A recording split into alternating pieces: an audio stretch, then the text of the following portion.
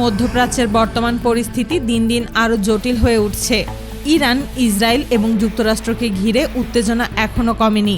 তবে এরই মধ্যে আবারও আন্তর্জাতিক বিভিন্ন সংবাদ মাধ্যমে উঠে এসেছে চীনের রহস্যময় রাডার জাহাজের নাম।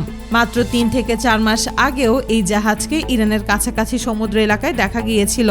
আশ্চর্যের বিষয় হলো মধ্যপ্রাচ্যের বর্তমান এই উত্তেজনাপূর্ণ পরিস্থিতির মধ্যেই আবারও একই ধরনের একটি চীনা রাডার জাহাজকে ওই অঞ্চলের কাছাকাছি দেখা গেছে বলে একাধিক প্রতিবেদনে দাবি করা হয়েছে।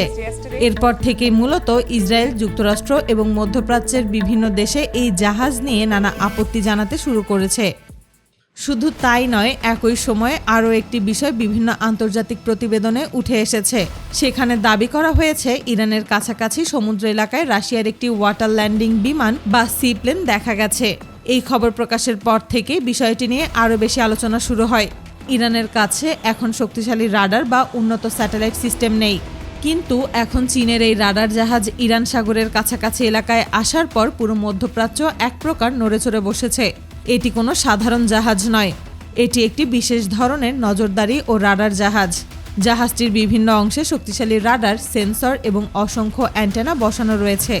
উপরের অংশে বড় বড় গোলাকার রেডম বা রাডার কভার দেখা যায়, যার ভেতরে উন্নত রাডার বসানো রয়েছে।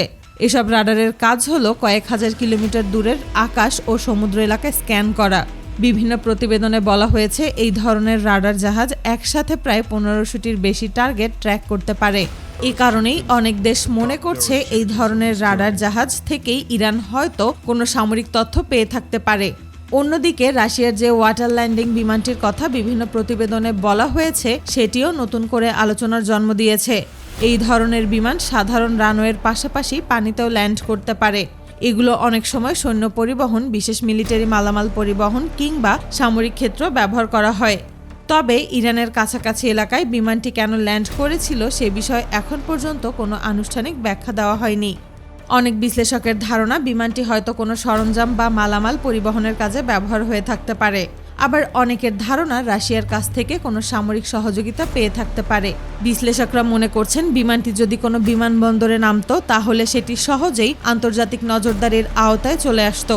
তাই হয়তো ইরান সাগরের কাছাকাছি এলাকায় এই সি প্লেন দেখা গিয়েছে। এই ব্যাপারগুলো নিয়ে ইসরায়েলের প্রেসিডেন্ট নেতানিয়াহুকে বেশ কয়েকটি সংবাদ সম্মেলন করতে দেখা গেছে। সেখানে তিনি এই ব্যাপারগুলোকে আন্তর্জাতিক আইনের লঙ্ঘন হতে পারে বলে উল্লেখ করেছেন। কিন্তু এ ব্যাপারে চীন বা রাশিয়া কোনো ধরনের বিবৃতি দেয়নি। এদিকে ইরান সাগরের কাছাকাছি এলাকায় চীনের অত্যাধুনিক যুদ্ধজাহাজ দেখা গিয়েছে বলে বিভিন্ন প্রতিবেদনে উল্লেখ করা হয়েছে। মধ্যপ্রাচ্যের আন্তর্জাতিক জলসীমায় বিভিন্ন দেশের যুদ্ধজাহাজ দেখা যায়, কিন্তু ইরান সাগরের কাছাকাছি এলাকায় এভাবে যুদ্ধজাহাজ চলাচল করতে খুব একটা দেখা যায় না। অনেকে মনে করছেন এটি হয়তো রাডার জাহাজের নিরাপত্তার জন্য আনা হয়েছে।